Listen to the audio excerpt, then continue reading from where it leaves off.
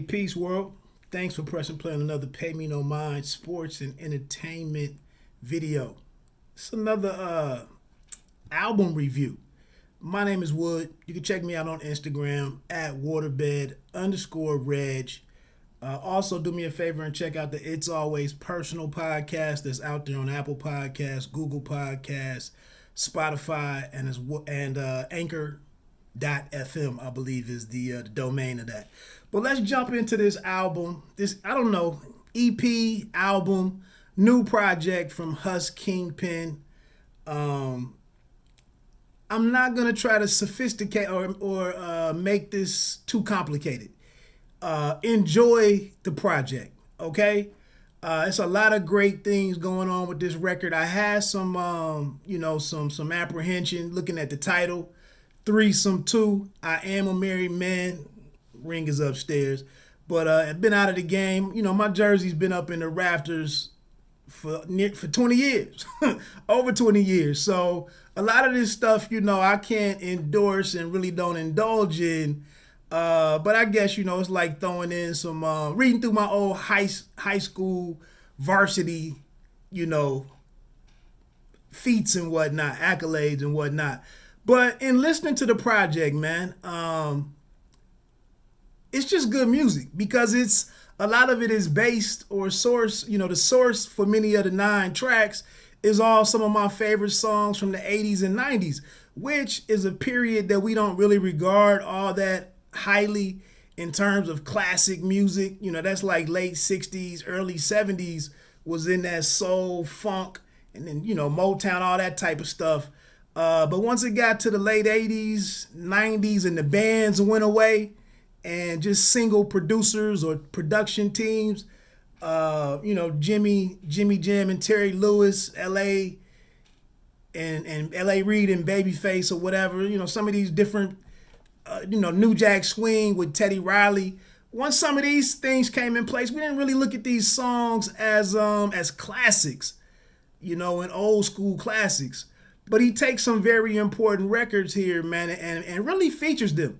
If you listen to the way that the songs are arranged, or the way that some of these producers in Macapella, Prince P, Buck Wild, and Chin Beats, the way that they rework some of these tunes, and I'll get into them in just a second. It's a breath of fresh air, man. Dance. I was making a comment on a recent video, or on a recent review, we'll never have another dope record that we can just enjoy like How High with Red and Meth, or an album like The Score that's not all, guns and coke and bitches and hoes and all that type of stuff. And this is a departure from that, man. It's some artistry here. It's some poetic license, some romance and whatnot. Even if it is on the Casanova, player type thing. I'll get into that in just a second, but just enjoy it, man. I was in the car, not even nodding, the hip hop nod, but just doing a little 2-step and enjoying the music. Just get into it. It is a continuation of some of the themes that we heard from Portishead or Portis that was based off of Portishead's music. But, him being a player, he's had some X-rated lyricism before, verses and whatnot, different references and everything. And like I said, I kind of was on the fence if I wanted to hear a whole album of that or not. But he pulls this off rather brilliantly, to be honest. It almost reminds me of it as if Hus was Marcus Graham, but he's not vice president of Lady Eloise Cosmetics or whatever it was, or Beauty, whatever that company was. But remember when he's getting ready for Jacqueline to come over and he put the flowers in the bouquet and let the flowers fall, and it was like that attention to detail, wanting to set the mood. The fresh rosemary, I don't know if it was salmon or lamb chops or whatever, but the house, the perfect blazer, it's that type of attention to detail that he's given to his co-stars in these 9 tracks. He's talking about like papaya,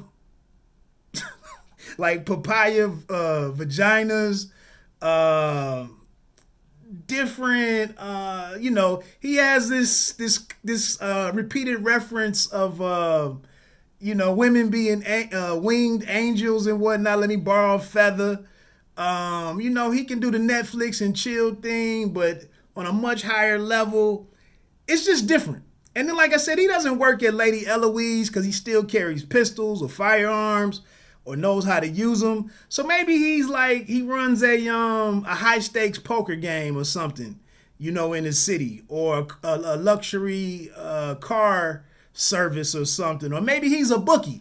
Maybe he heads up this upper echelon escort service or something. But it's not full on like the coke rap thing. It's different. So I rock with him, and I've listened to the album probably 8 or 9 times. It might only take you like 35 minutes, if that. But jumping into it, man. Quiet Fires, produced by Macapella. I thought this was like Rocco's You Ain't Know from several years ago with Future, Rick Ross, ASAP, and Wiz and 2 Chainz.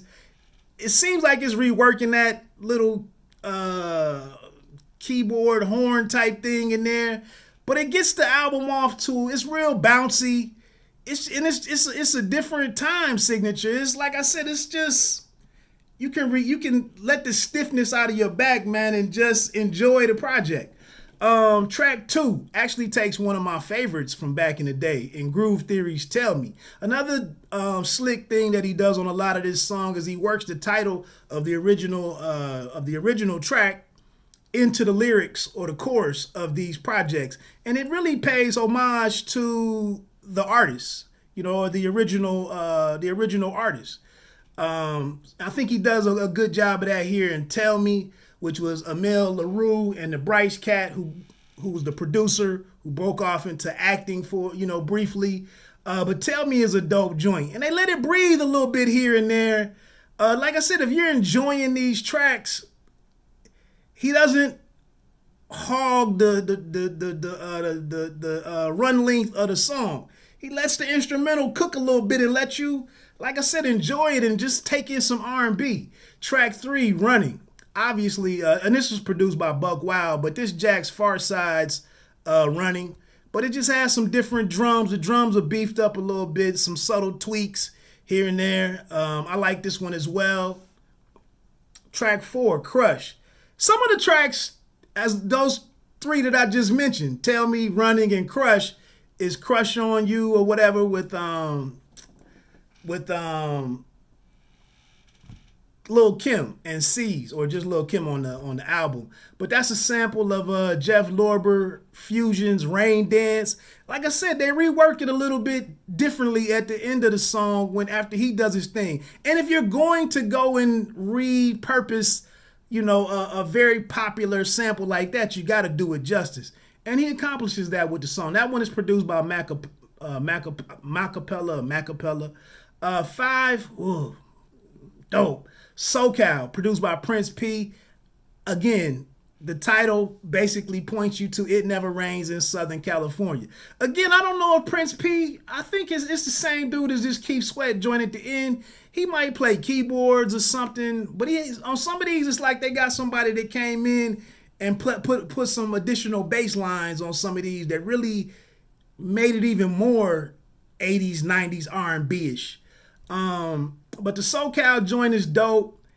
Again, just kind of hood romantic, street romantic, however you want to look at it. This is a little harsh listening to some of these as the husband. If your woman is out there, or if she's become smitten with some dude who, you've grown comfortable sitting at home, extra 25, 40 pounds on you. Your money's a little tight because you're paying for this home that y'all live in. And dude might have some money to splurge. So it's a little difficult. And he tells you back in Quiet Fires, he tells the husband to like calm down because we could get rid of you for the cost of a McDonald's free water refill. to make a brother feel even lower than low. Then he says something like, we pour Henny on you, and just totally disrespect husbands all across the country. But it is what it is. Don't take it personal. Regrets. This kind of sounds like the sample that the big record, Ready to Die, maybe, was taken from, old blues record or something, or definitely some funk, some soul. But Regrets is straight. Track 7, Freak, obviously, again, Jack's Adina Howard's Freak Like Me, with some harder drums. Again, there's some sections in here where, like, they let the familiar part of the song, the chorus maybe, with that, I don't even know what they call that, but it gets into the verses here, the part of the verse, or even at the end of the song when he just lets the beat trot for a little bit. Like I said, they move the beat around and change the sample up a little bit to make it very danceable or dance-worthy or something. Again. But yeah, I like that one, man. That's a dope track. 8 is Date Night, produced by Chin Beats. I really like, because, a lot of guys are incorporating, dope movie scenes into their projects. Usually it's some gangster shit. It's some street shit. But here it's Nina and Darius Lovehall. What's her name? Nina Mosby or Mosley? From Love Jones. And it's Date Night. And this is a different, I didn't really look it up and see where this track came from, but I really like this track. It's it's good at 80s or 90s R&B, keyboard and whatnot, but it's real smooth though. But this is where Nina, they coming back from the date, like their first date, and she's telling him, it's good to get out and really have a real date night versus just some bumping and grinding at the Wild Hair. You remember that scene? And she wants him to sleep downstairs because they don't want to rush a second time. And he's telling her, like, hey, I done already made the omelet for you and all of that. So again, man, it's good to see a brother having some fun, man, and all that hard facade shit, man. You get to a point where you enjoy the company of a female. He says something on here to that effect, like your company was godly or something. He said on one of these songs later in the album. Then we get to track 9. I love the way this album is sequenced too. That's a really subtle thing that's going on here, where the order of the songs and these great samples that I'm telling you about with It Never Rains in Southern California, Crush on You, Running. It's all really, this is a good album, man. Good project. But track 9, it closes real climax for me. No pun intended. But this is Prince P again. It Jacks, Keith Sweats, Make It Last Forever. Forget About Your Past is the name of it if I ran over that. But this is Make It Last featuring Jackie McGee. Again, I don't know if this was 89 or 90, but I remember Keith Sweat was like some of the first R&B that I really started appreciating more as a young music listener and as a teenager and whatnot. And getting away from just, that's the thing, dudes nowadays only listen to Griselda or only listen to this underground, hardcore shit and want to hear that all day long. This is something different, man. Experience some other emotions in your life, man. Enjoy some things. Don't be all guarded and have to sit around with the pistols on the table and shit. Like, live a little bit. But this is dope, and it closes out this project, on a phenomenal, on a great level. Like I said, man, the replayability. I've listened to this joint like 8 or 9 times. It came out April 14th, but again, his scenery is vivid, imagery, and it's almost like Sex in the City, but from his perspective, a young brother's perspective. And then I even went back and listened to Threesome, which came out in July of 2020. And that one had Tony's anniversary was reworked on there with a song called Magic. The Bachelor After Party was a dope record on there. I don't know if this joint is called Twig or TWLG, which might stand for something. And then that's part of That's the Way Love Goes from Janet Jackson. And then Winter was another track on there that was dope. I think that might be a Stevie sample or something. So like I said, man, I just appreciate this cat. I would think this would be a hit with the ladies, man. We don't get many songs or projects that cross over nowadays. Or like I tell you, when I would go tell someone about this album, I feel like I could go out to some sisters in their 30s, and say, you probably never heard of this cat before, but check this album out and let me know if you enjoy it or not. And I think they would. So that's it, man. Like I said, I ain't trying to overcomplicate things for the sake of giving you some over the top review. It's a good record. It's a good album. Check it out. Again, my name is Wood at Waterbed_Reg REG. Pay me no mind, sports and entertainment. Remember, you don't have to be great to start, but you have to start to be great. 1.